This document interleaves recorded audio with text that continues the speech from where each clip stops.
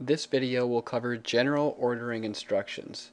To get started, go to the home page and log in with your username and password. After logging in, you'll see the home screen.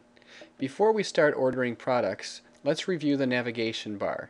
There's a home button on the left, and then moving on to the right, you'll see that for my account, I have a spending account limit of $4,512.40.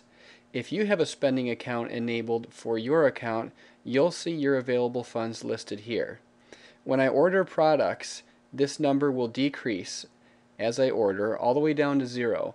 And when it gets to 0, I won't be able to order any more products until the spending account renewal date comes about and funds are added back into the spending account for the next spending term. Moving to the right, we have a shopping cart link. You can see I have nothing in there right now. Then there's a My Account link where you have some tools for managing your account, an order status link for looking at order history and order status, a print shops link, and a help link. We'll go ahead and order a product right now, and then we'll circle back to some of these other links. What I see here on the screen is a list of featured products. Right now this is an all-inclusive list, but just to be safe, if you want to see a list of all the products in the catalog, go to the EMU products link. Now scroll through the vertical list to find a product that you want to order. You'll see the products are illustrated with a little preview. There's a name and a little description for some of the products.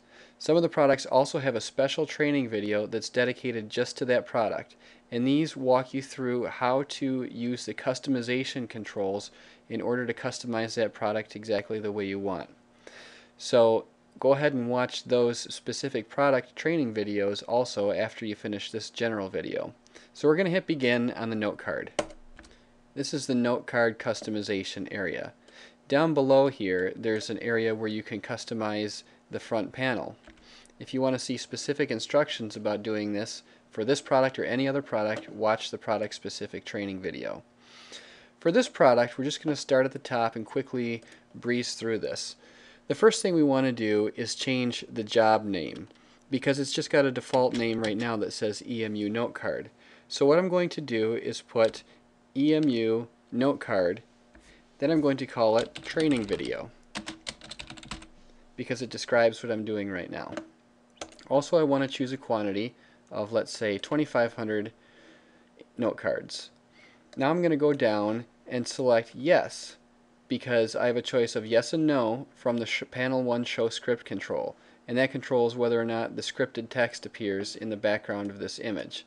Now I hit Update Preview. I see a small preview on the screen, and you can see that my scripted text does appear in the background because I chose yes.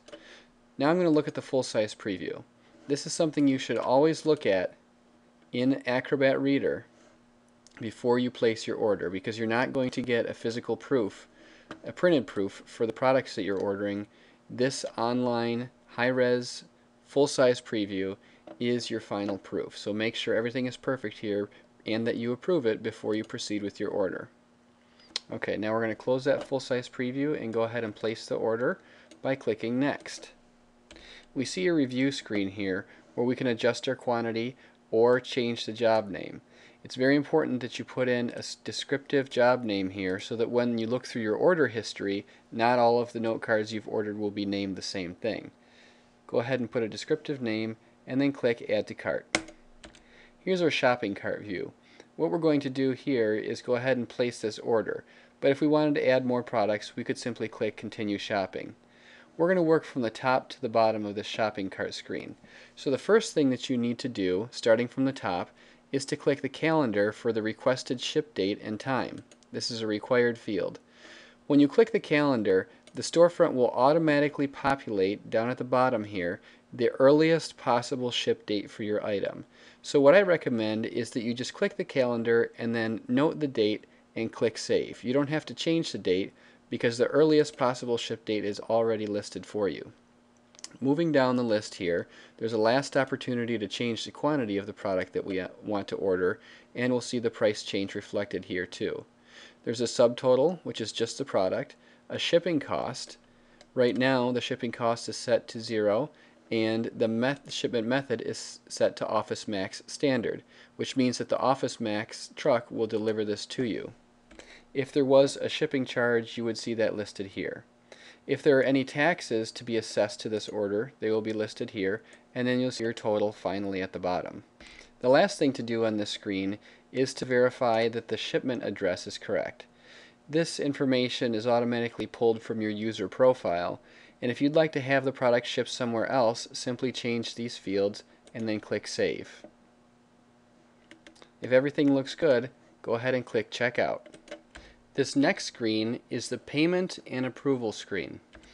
Note this line of text under the Payment section here. It says, don't change the number shown below. It's referring to this account number, because P-card requests will come from Office Max. What that means is that this account number that's listed down here for you is going to auto-populate into that field, and it's used for reporting purposes.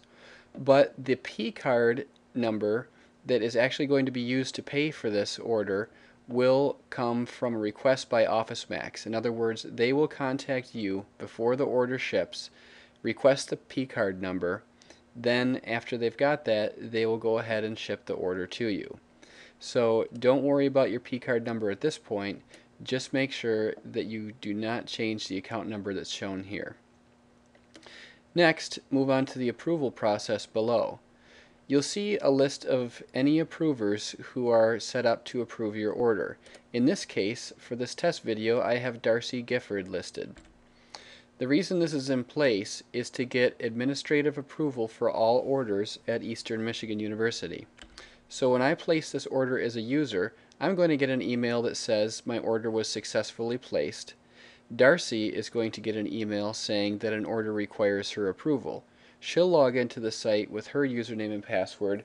She'll look at your order. She'll be able to see a high-res PDF of what you ordered and all the order details. Then she can either decline it or approve it. So now we're going to click Next.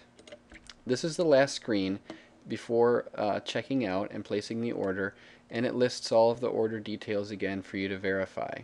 You can still back out and go back to your card if you need to, but we're going to go ahead and place the order. And before we do, note that my current spending account balance is $4512.40. After I place my order, that should decrement by the order amount. So let's go ahead and place my order. After a few seconds, you should see this screen in your browser. Thank you for your order, order confirmation. You'll have an order number, and it will say order status approval required, because the administrator has not approved your order yet. I mentioned earlier that the approver gets an email, and you also get an email. So I'm going to show you the email right here that will be similar to what you receive. It'll come from the DSF admin, and it will say your order's been placed successfully. It'll show you your order number. It'll show you the time that you selected for the order to ship, and it'll have a hyperlink to the order status right here. Now the first thing you'll notice back in the storefront is that my spending account balance has decremented by the order amount. Let's go back to the home screen now. We still have funds left, so we could place another order right away if we want to. But let's say a little bit of time has gone by and we want to know what the status of our order is. Has it been approved or declined?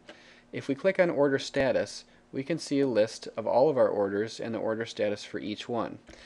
Now if you look at some of the older stuff that I had purchased in the past here, I have Brochure 1, Brochure 1, and Brochure 1 again, because I didn't customize these job names as I went along, and I can't tell which one is which other than going by the order date and the order number. So if you look at the newer ones that I've ordered here, I have an EMU note card training video, which is the one that we're doing right now, and I have one I had ordered earlier called EMU note card November card, so I can tell these apart just by their names. I can see that the training video still says approval required in the status, and under view details I'll see more details and it'll say the same thing, that it still has an approval required status. Those are the general ordering instructions. A couple things we didn't cover in this video is what's under the My Account Tools area and the Help area. There's separate YouTube videos for those. So go back to our YouTube channel and look at the instructions for how to use the My Account tools and how to get help for storefront issues. Thanks for watching.